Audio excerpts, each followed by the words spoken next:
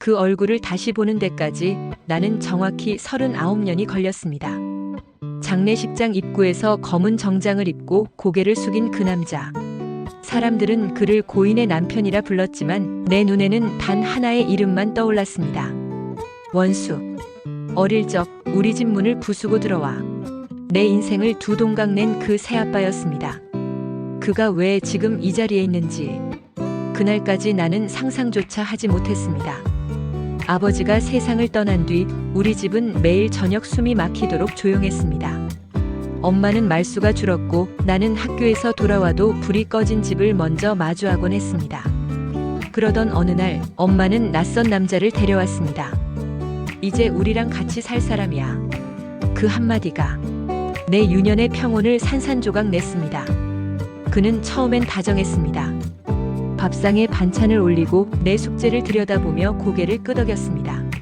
하지만 밤이 깊어지면 그의 얼굴은 다른 사람이 되었습니다. 술 냄새, 거친 숨, 그리고 이유 없는 화. 엄마는 늘 말했습니다. 참아라. 다 너희 위해서다. 그 말이 나를 얼마나 오래 침묵하게 만들었는지 엄마는 끝내 몰랐을 겁니다. 나는 집에 들어가는 게 두려웠습니다. 문을 여는 순간 그날의 기분에 따라 날아오는 말과 눈빛이 달랐으니까요. 때로는 접시가 깨졌고 때로는 침묵이 방 안을 짓눌렀습니다. 엄마는 울면서도 그를 떠나지 못했습니다. 사람은 다 사정이 있는 거야. 그 말은 늘 나에게만 적용됐습니다. 결국 나는 고등학교를 졸업하자마자 집을 나왔습니다. 가출이 아니라 탈출이었습니다. 그날 밤 뒤돌아보지 않았습니다. 다시는 그 집으로 돌아가지 않겠다고 스스로에게 수없이 다짐했습니다. 세월은 많은 걸 바꿨지만 기억만은 바꾸지 못했습니다. 나는 결혼을 했고 아이도 낳았고 나름 평범한 가장이 되었습니다.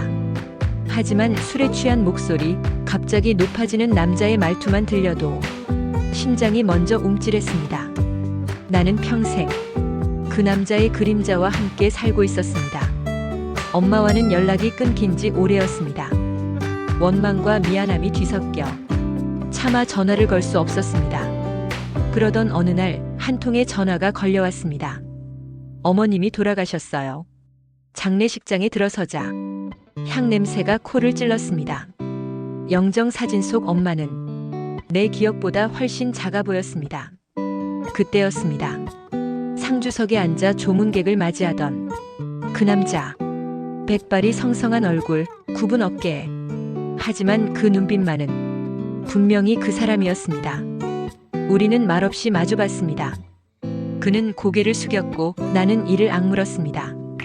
분노는 식지 않았고 눈물은 나오지 않았습니다. 그날 밤 그는 나에게 조용히 말을 걸었습니다. 잠깐 이야기할 수 있을까? 우리는 빈 접객실에 마주 앉았습니다. 그는 한참을 말없이 있다가 천천히 입을 열었습니다. 내가 떠난 날 나는 이미 끝난 사람이었단다. 그는 자신의 이야기를 꺼냈습니다. 엄마가 병원에 드나들기 시작한 건 내가 집을 나간 직후였다고 했습니다. 그동안의 폭력과 상처가 결국 엄마의 몸을 무너뜨렸다고. 나는 벌을 받으며 살았다. 그의 손은 떨리고 있었습니다. 그는 말했습니다. 엄마가 남긴 유언이 있었다고. 아이에게 절대 내 이름으로 연락하지 마라. 대신 내가 평생 책임져라. 그 책임이 무엇이었는지 곧 알게 되었습니다. 그는 서류 봉투 하나를 내밀었습니다. 그 안에는 내 이름으로 된 통장과 오래된 계약서가 들어있었습니다. 내가 집을 나간 이후 그는 나 몰래 내 학자금과 생활비를 모두 지원해왔던 겁니다. 내가 사업에 실패했을 때 어디선가 나타난 익명의 보증, 아이 수술비가 급히 필요했을 때 이름 없는 송금, 모두 그 사람이었습니다. 미워해도 된다. 용서하지 않아도 된다. 하지만 내 인생만큼은 지켜주고 싶었다. 그 순간 나는 처음으로 그를 원수가 아닌 인생의 죄인으로 보게 되었습니다. 장례가 끝난 뒤 그는 조용히 요양원으로 들어갔습니다. 나는 끝내 아버지라는 말을 하지 못했습니다. 하지만 지금도 가끔 생각합니다. 사람은 한 번의 잘못으로 평생 규정될 수 있는 존재일까? 그리고 뒤늦은 후회와 책임은 과연 아무 의미가 없는 걸까? 원수로만 알고 살았던 새아빠는 내 인생의 가장 큰 상처이자 가장 아이러니한 보호자였습니다. 이 이야기를 듣는 여러분께 이 말을 남기고 싶습니다.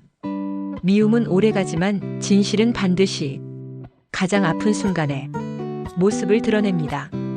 그리고 그때 우리는 선택해야 합니다. 끝까지 원수로 남길 것인지 아니면 인생의 교훈으로 받아들일 것인지. 그 선택은 지금 이 순간에도 우리 모두 앞에 놓여 있습니다.